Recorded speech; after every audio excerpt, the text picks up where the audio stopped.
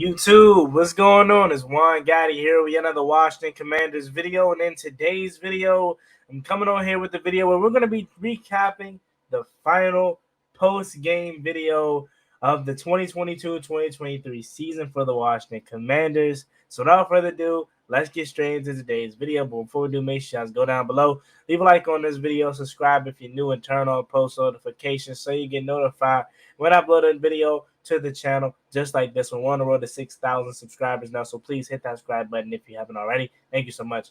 Let's get straight into today's video. So, ladies and gentlemen, that's it for the 2022-2023 season. As again, for the third straight year under Ron Rivera, Washington has finished mediocre, 7-9, 7-10, 8-1 now. This was the year where Washington was supposed to make that leap. Okay, they were supposed to make that leap, and they didn't. They had countless opportunities to do so, and they failed from a coaching standpoint, from a decision-making standpoint. We failed, and a lot due to that is purely coaching, and we have a lot to assess this offseason. Okay, we have a lot to assess. First of all, Scott Turner needs to go. You can't even evaluate a player right under Scott Turner. He needs to go. And if he doesn't go, then Ron Rivera needs to go. Simple as that. Dan Snyder is probably going to sell the team this offseason. So hopefully we get new ownership. Again, that's still not 100% guaranteed that happens, but hopefully it does. And we'll be looking for another offseason where Washington is going to be having some type of change. As far as this game, though, Sam Howell looks damn good, man. He does. He had the most perfect first half. And the reason why I say that is because it wasn't so fairy tale. It was real. Okay? He had some success and he had some adversity. Okay? And the biggest thing that you want to see from a young quarterback is how does he bounce back from said adversity. And he did pretty good. Okay? He started off the game, first of all. Defense played well today. Played really, really good today. That's great, actually. Okay, and they started off with a 3-and-out, and then a muff punt catch by the punter, which led to good field position for Washington. And then his first pass in the NFL was a touchdown reception from Terry McLaurin, which is a connection I could definitely get used to seeing for sure. Remind you, this is the first time Sam Howell has thrown to Terry McLaurin, really. And then later in the first half, again in the red zone, this time it wasn't so successful.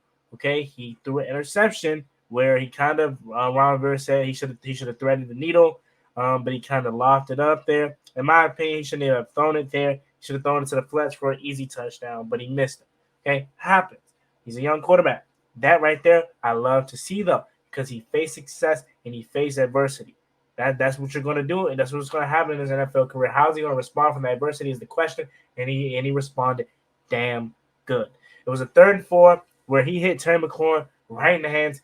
Rare drop by Terry McLaurin. You got to make that catch, Terry. You got to. Okay? Jahan Dotson. Sam Howell put the ball right there where it needed to be. Right down the sideline, Jahan Dotson drops it. You got to make that ball. You got to make that catch. I want to say Sam Howell missed probably when it comes to a bad ball.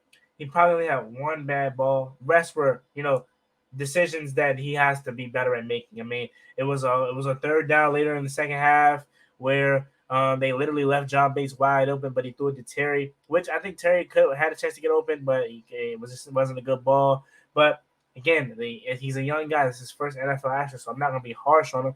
He just knows he got to be better than that. But what gives me so much confidence that this guy may be the one for us is not the fact that he played well today, but he's a polished college quarterback, okay? He has 4 true years of college experience, which in my opinion plays a vital role in how you transition through to the NFL. This guy came into Chapel Hill, University of North Carolina, true freshman, started all 4 years, okay?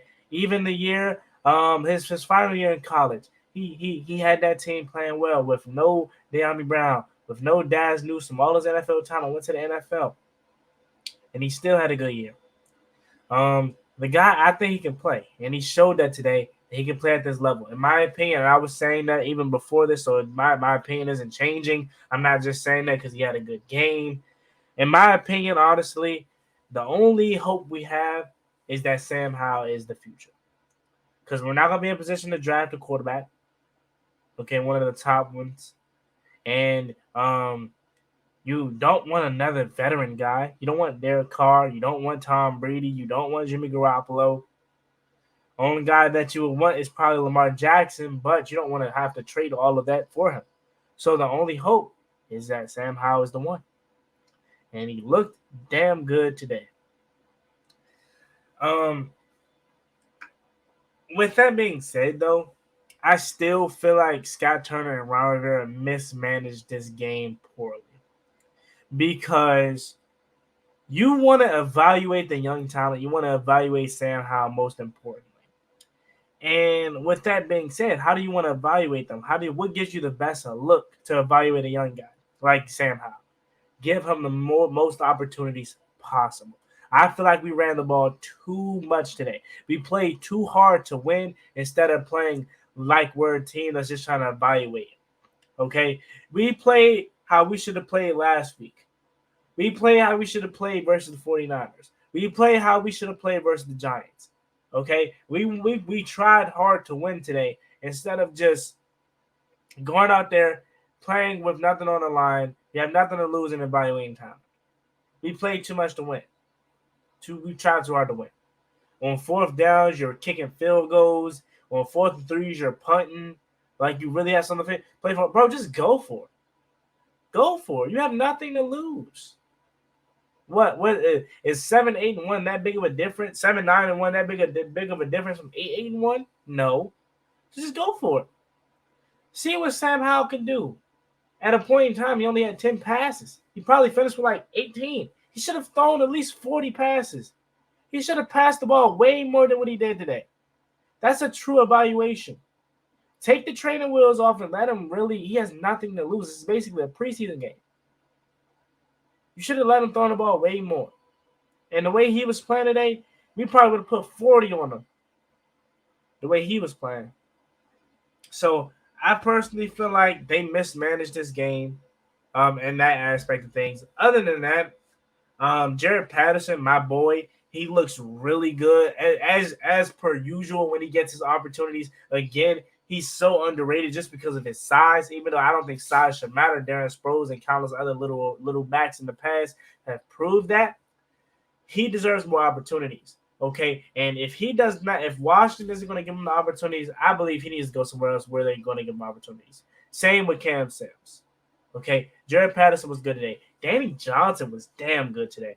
He was so good today. Breaking up passes in the right spot. So was Kendall Fuller. And again, what I said about Kendall Fuller, he's only 27, but he's been in the league so long. So he has one more year on his contract, and we could probably re-sign him again. He's played so well. You know, he had a slow start to the beginning of the year, going back to training camp. A lot of people weren't high on him, but he's had a really, really good second half to the season, man. Had a second pick six today. He was really good. So that's good. The defense was good overall. Joey Sly, he was horrible today, man. He missed 3 field goals. Which left 7 points on the board. I'm gonna say he missed two field goals, 1 PAT, and that left 7 points on the board. Man, we can't have that. I think if you find yourself day 3 of the draft and you really kind of filled up all your needs, you gotta draft a kicker. Not just so you can have a kicker that can possibly take Joey Sly's spot, but competition. You know, that's kind of where we went wrong with Dustin Hopkins, okay? Because we treated him like Justin Tucker. We treated him like Justin Tucker to the point where it was kind of like we treated him as if he was just the best kicker ever and he didn't need competition. Competition pushes people.